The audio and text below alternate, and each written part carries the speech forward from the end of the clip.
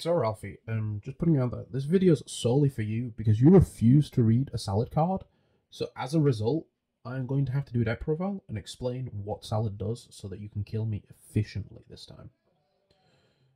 Anywho, enough of this satirical stuff. We took salad to locals and we came fourth because we lose to flu. Yeah, we lost to flu. Game 1 was interesting. Forget every other matchup that I had. That doesn't matter. What matters is the flu matchup. So game 1, he makes his nice board of M-Pen plus back row and field spell. Comes to my turn. I ditch Spinny to special Gazelle, and he instantly shotguns the trap. And in my mind, I'm sitting there like, why are you doing this? Like, I haven't done anything. There's just a Gazelle on board. There's no Balinks, there's nothing else, and I still have a full hand. But he shotguns it instantly to summon the Stree to banish the Spinny from the grave, and to then make an Apex Avion, as well as a second M-Pen, because he goes M-Pen first, and then continues to do the other 2 birds to summon the... For a gaming cafe, we offer a safe and free-to-use space for anyone to come and geek out. When I was younger growing up, there was nowhere you could go and be a geek. You were frowned upon being a geek. You hide the fact you were a geek. And now I think being a geek is something you should be proud of. And there should be a place where you can come and say, hey, I'm a geek. We've only been open 6 months, but... Avion. And then use the trap to set the Gazelle. So as a response, I can't actually extend any further because I don't have a Will of the Salamangreat in the hand. And Book of Mooning the Gazelle, in that way, completely shut me down. Because in my mind, I thought I would have already got to the Stelio by now before he starts to do this. So then I at least have some stuff that I can do later on. But no, that doesn't work. That doesn't work. And then game 2, I go first. He drops Shifter in standby phase. I'm like, okay. Makes Balinks. Passes with Trap. Completely forgetting that the trap has to send to grave, so we kind of ended on nothing, really. He makes 2 birds. I Ash the one that searches M-Pen, and he passes on that.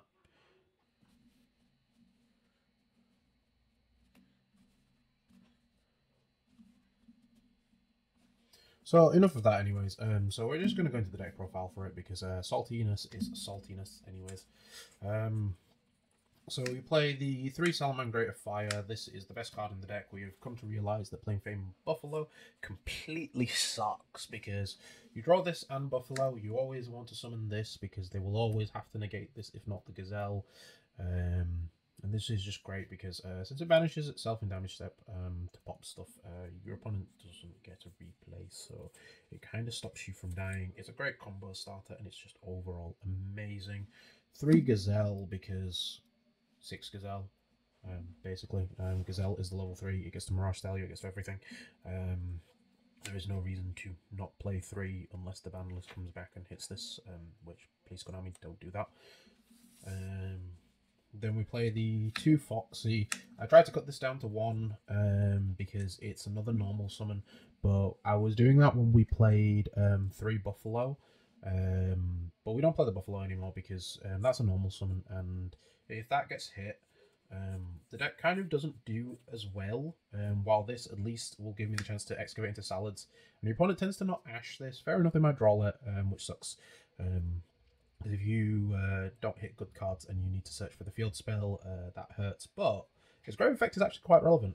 It made me win against Life Twin Runic Sprite because if either player's got a card face up in this spell and trap card zone, you can ditch a salad to bring it back and then pop their field spell, which is all 1 effect. So the amount of times where I've gone Foxy effect discard, and they're just like, okay, and I'm like, summon, pop fountain, they're like, oh, Veil of this. I'm like, no.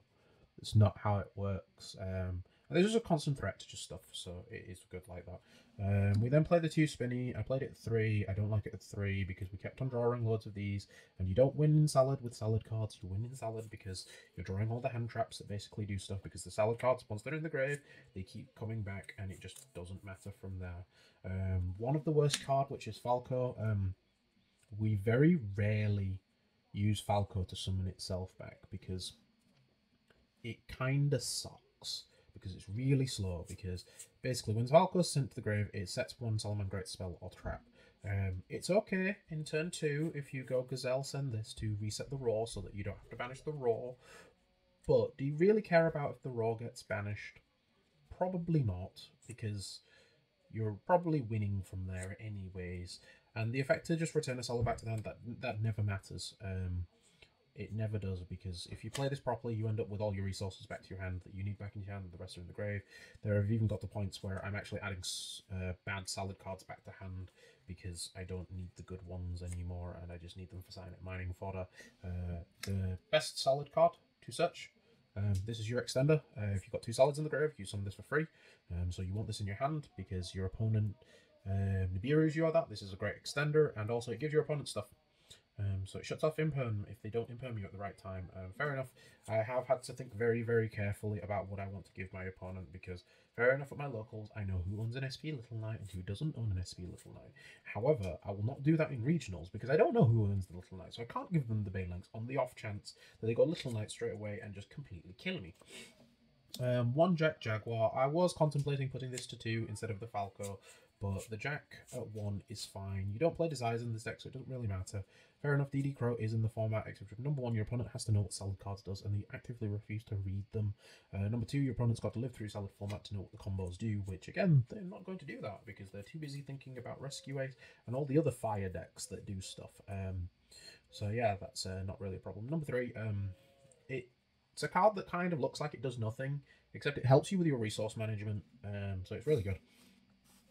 And that's all the solid monsters. It's a very small engine because you don't want to draw solid cards. You want to draw hand traps and other cards that make you do stuff. The solid cards are just a very small engine that you basically draw into what you need, and then the deck works from there. 3 Ash Blossom and Joyous Spring. This is amazing. It's a fire. Sunlight Wolf can add this from the grave back to hand, and because Sunlight Wolf doesn't target, your opponent will not know what to DD Crow. So sometimes you just add this back, and it's just the control of this, and your opponent's just having a very bad day from there. Yeah, I do play the 3 Droll in the main. Droll is a card that is required. I did play other hand traps instead of this. I would try to play the Moonlit Chill so that I would have like loads and loads of effect wheelers effectively, but it doesn't do as much. I think Droll is worth still having in the main because it does come up. Not against everything, but some things when you do drop the Droll, it buys you an extra turn, which when you're playing resource control dot deck, that extra turn doesn't actually matter. We play 3 Effect Veiler because it is Effect Veiler. I don't care if my opponent has Shifter, I'll just live and accept that it's Veiler. That's really it. And then the last monster in the main to round it off is 2 Castillo Fenrir. I saw this in a profile for a Canadian event and actually thought, why not? Because we summoned this during our turn.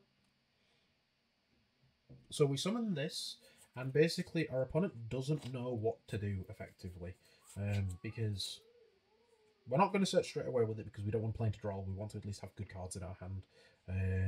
And also, against a lot of decks, if you're going second and you just summon the Fenrir, it's an instant problem your opponent has to deal with. So it is fun that way, and it crashes into monsters as well. Then I changed up a little bit of the main, so we actually play the 3 Forbidden Droplets in the main. We used to not main this, we used to side this because Droplets wasn't as good. But then I realised all my cards actually liked being in the graveyard. And Dropleting's my opponent during the start of the turn to send cards to trigger Gazelle, or cards that I'm not going to normal summon anyways, that I just want to reborn back, like Jaguar, Gazelle, like Jaguar, and all the other cards that just...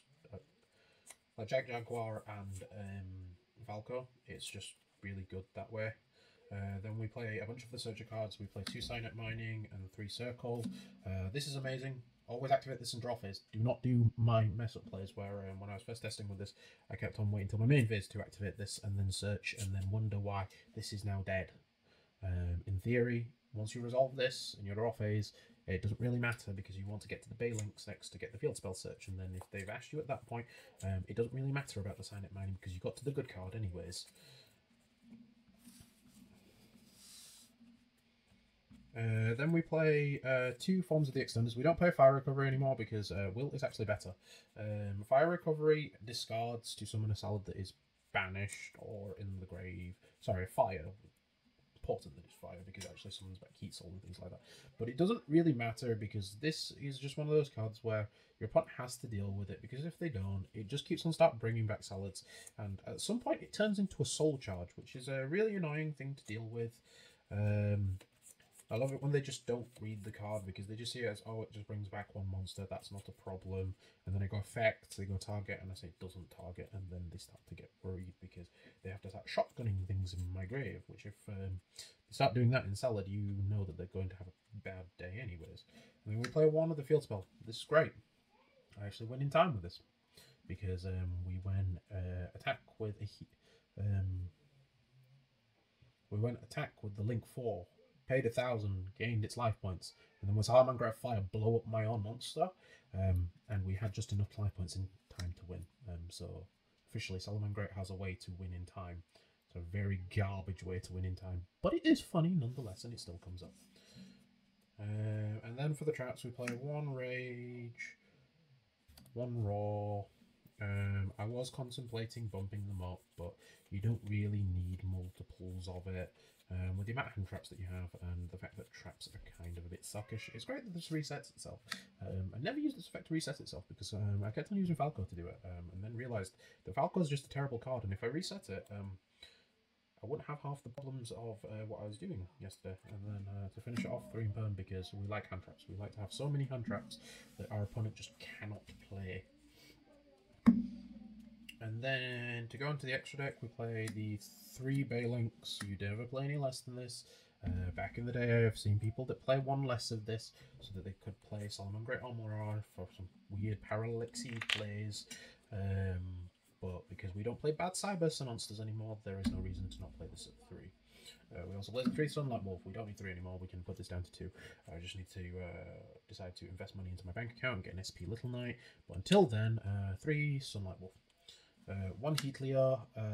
The second kind of came up once where I'd already gone through one of them as part of a weirdish combo to get to my rank 4, to get to my Link 4. I kind of missed it because I needed it to continue the plays, but besides that one-off stupid moment of me, we don't actually really care too much about this. And then we played 2 Raging Phoenix. Tempted to put this at 3 because the search effect really does come up. Because if they don't out this, or I still have one of these on my board during my turn, I relink it. I go Jack effect to put 1 back, and then I relink it instantly so that I have a copy of Will of the Salamangreat. So then if my opponent tries to out my board, I still have an extender that they have to deal with. So that is amazing. We play 1 Lingreebo. I've seen people play the other Cyberse monsters. I think one of them is Kotok or Link 1, and they also play the Link Spider. Link Spider, I think, kind of sucks. This is great because the amount of times where I have just summoned this instead of the Baylinks when I was against Flow, and then this just shuts off the trap, and then I just refuse to normal summon, and I just out the board from there. So yeah, that is a good way to just deal with their board. 1 Heat Soul, because if we don't want to do full combos and we just want to start drawing hand traps, this card is amazing. 1 Heater, yet to summon this. However, one day I will summon this and I will steal a Grunix with it and I will kill my opponent with it. Just waiting for the day. 1 Splash Mage, because free extender is free extender. 1 Mirage Stallion, tempted to put this at 2. I do kind of miss the second sometimes, but we do have better cards, and then when the new Link 3 comes out, the Fire Princess, it becomes so much more better. And then we play the 1 Typhon. The amount of times where I just summon this just because it's attack points. Don't even use its effect to bounce or anything. I just needed the extra damage.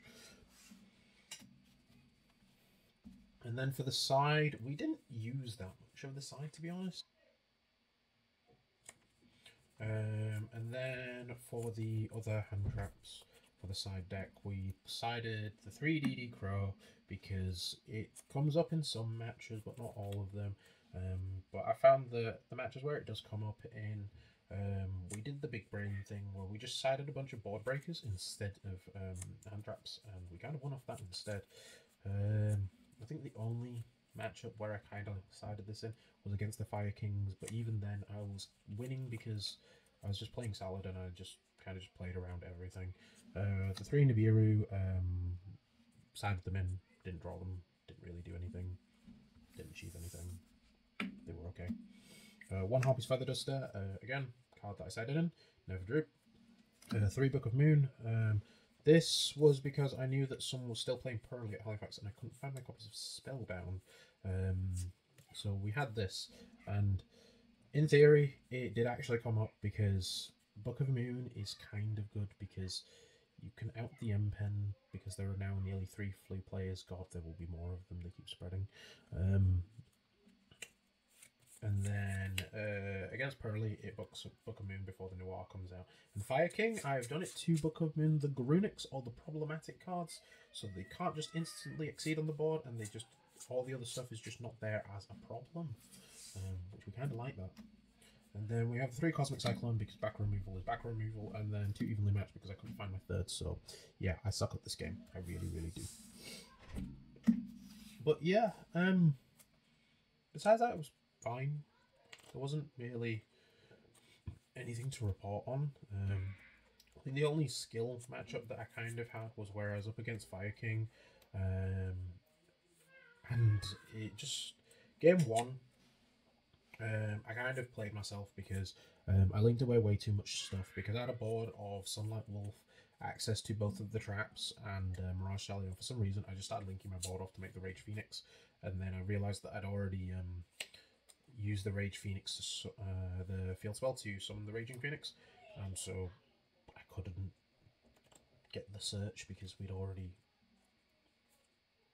I'd already used the field spell effect to Reincarnation Summon, so I couldn't get the search.